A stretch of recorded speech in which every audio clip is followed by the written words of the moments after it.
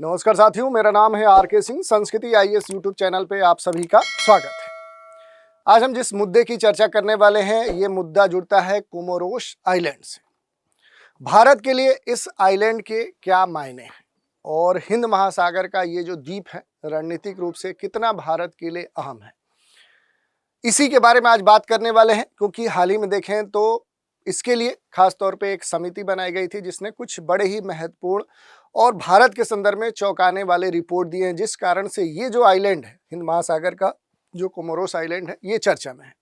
तो इसी न्यूज़ की चर्चा करेंगे और इससे जुड़े हुए जो भी अहम पहलू हैं, उन पर एक एक करके डिटेल में जानकारी लेंगे और फिर इस द्वीप से जुड़ी हुई जो भी अहम जानकारी है, उस पर भी हम चर्चा करेंगे। ठीक है, चलिए स्टार्ट करते हैं। सबसे पहले हम बात करेंगे कि आखिर न्यूज़ है क्या, जिस कारण से ये चर्चा में है।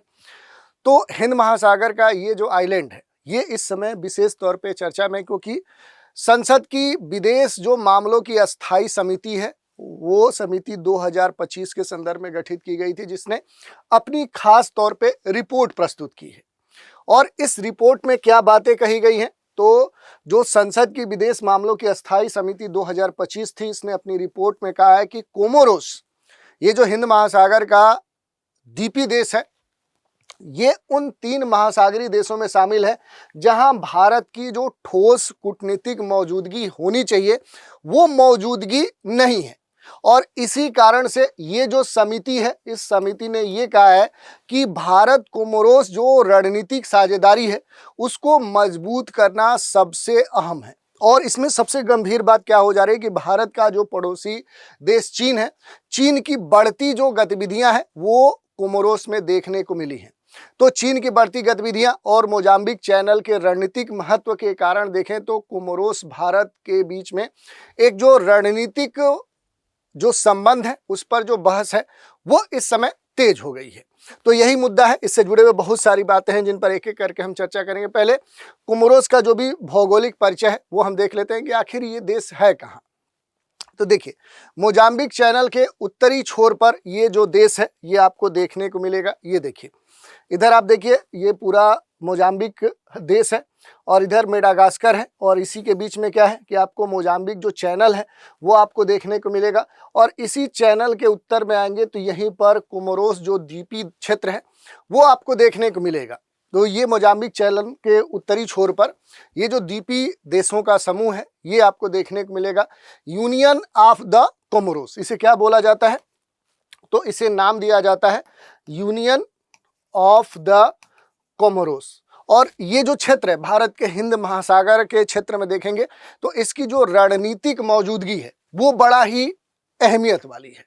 एक अप्रत्याशित रणनीतिक खालीपन के रूप में देखेंगे तो भारत के लिए ये क्षेत्र उभरा है, क्योंकि जैसा कि समिति ने ये बताया कि कोमोरोस उन 3 हिंद महासागरीय देशों में शामिल है जहां भारत की जो ठोस रणनीतिक जो एक मौजूदगी होनी चाहिए, वो मौजूदगी यहाँ पर नहीं है। और इसी कारण से एक तरह से security and growth for all in the region जो सागर कहलाता है। अगर हम बात करेंगे जो सागर है, यानी कि एक तरह से जो सागर शॉर्ट रूप है, जिसे क्या बोला जाता है, security and growth for all in the region. और ताजा रूप से महासागर के तहत भारत की जो मजबूत भागीदारी है, उसके ढांचे के बावजूद भी देखेंगे तो भारत की जो कूटनीतिक उपस्थिति है, यहाँ पर 9 के बराबर है। और इस कारण से देखेंगे तो ये न्यूज़ या ये जो मसला है, भारत के लिए काफ़ी सेंसिटिव हो जाता है, क्योंकि जो कोमोरोस है, ये एक तरह से अपने विशेष क्षेत्र के माध्यम से देखेंगे तो समुद्री संसाधनों के दृष्टिकोण से अपने रणनीतिक जो अवस्थिति है, उस दृष्टिकोण से भारत के लिए अहम हो जाता है। तो कोमोरोस को प्राथमिकता देने के औचित्य के संदर्भ में देखेंगे तो 2 महत्वपूर्ण पहलू हैं। पहला, इसकी जो भू आर्थिक जो अवस्थिति है, भू आर्थिक जो इसकी स्थिति है, और दूसरा जो भू राजनैतिक इसकी जो आवश्यकता है, ये दोनों भारत के लिए क्या है, वो अहम हो जाते हैं। तो इस तरह से क्या है, ये भारत के लिए सबसे अहम हो जाता है। इसके अलावा अगर आप देखेंगे तो भारत की हिंद महासागर रणनीति में कोमोरोस का आखिर क्या महत्व है, तो देखिए कई सारे महत्व हो सकते हैं भारत के संदर्भ में। पहला क्या हो सकता है, मोजाम्बिक चैनल पे नियंत्रण को लेकर हम कह सकते हैं कि ये जो लोकेशन है, कोमोरोस जो आइलैंड वाला क्षेत्र है, ये सबसे अहम हो जाता है क्योंकि वैश्विक जो टैंकर हैं, अगर हम इसमें देखेंगे जो भी वैश्विक स्तर पे जो भी ट्रेड हो रहा है, तो उस वैश्विक स्तर पे जो टैंकर गुजरते हैं, उन टैंकर्स का लगभग 30% क्या होता है, इसी जलमार्ग से क्या होता है, गुजरता है। ये जो मोजाम्बिक चैनल है, इसी चैनल से गुजरता है। तो भारत का जो भी ऊर्जा आयात है, अगर भारत के संदर्भ में देखेंगे तो भारत के कई सारी बातें, एक तो ऊर्जा अगर आयात की बात करेंगे तो उस दृष्टिकोण से ये क्षेत्र अहम हो जाता है। अगर हम समुद्री या मेरीन जो ट्रेड है उस दृष्टिकोण से देखेंगे तो भी क्या हो जाता है, ये महत्वपूर्ण हो जाता है। और तीसरी बात क्या है कि सीधे क्या है कि ये क्षेत्र भारत को प्रभावित करता है।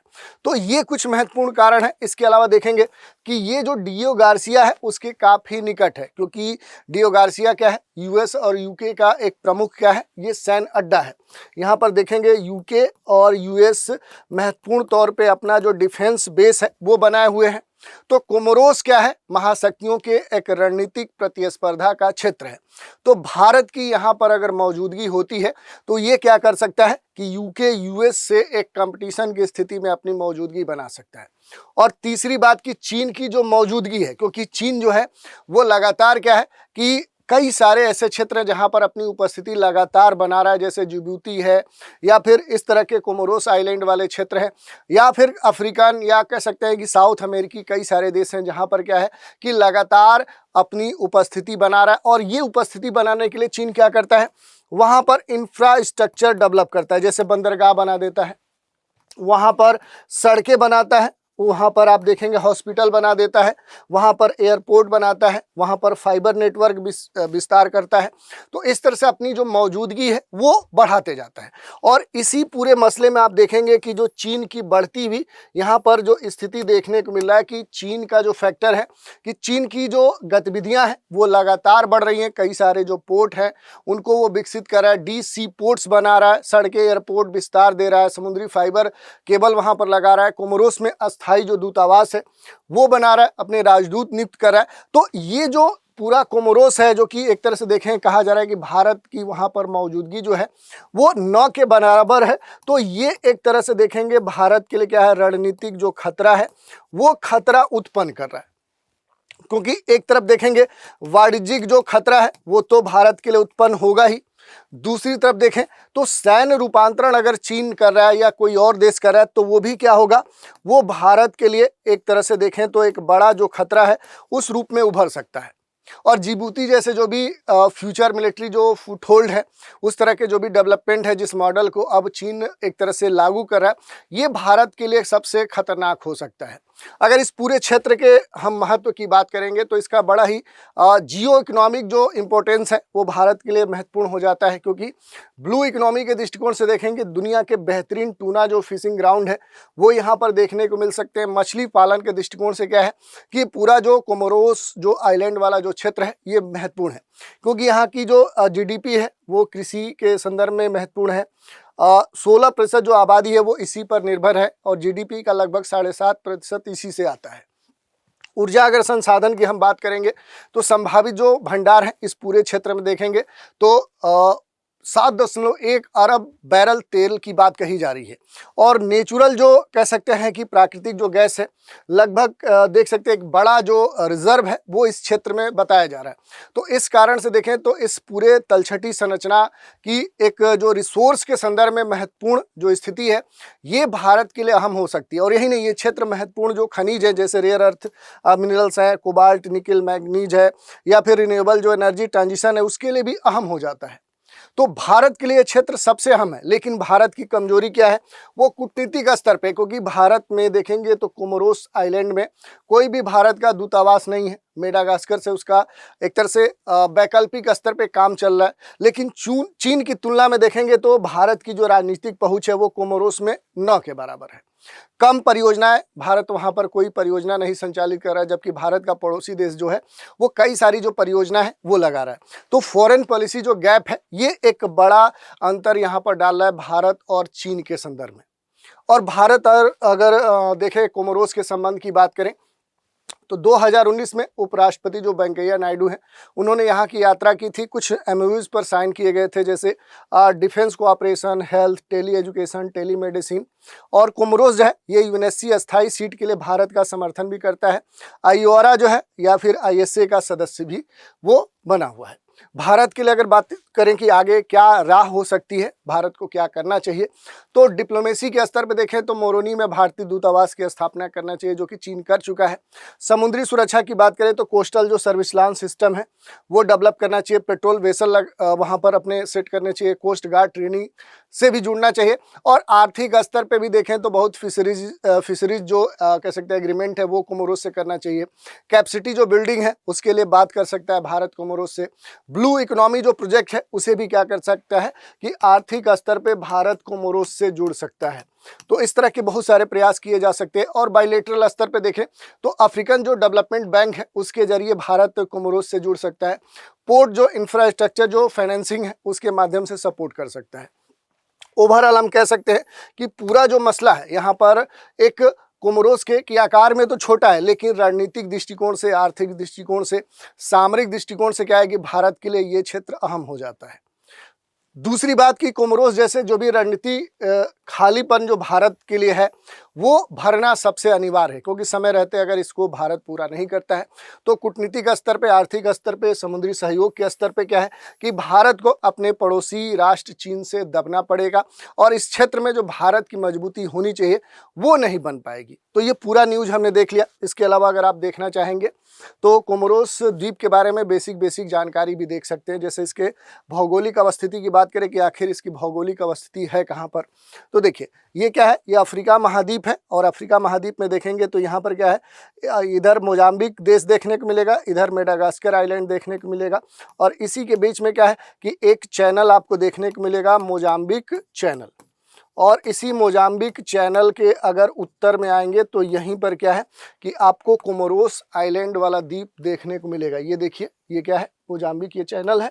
और इसी के ऊपर चैनल स्टेट एक तरह से और कम होता है, चैनल एक तरह से स्टेट ही कह सकते हैं।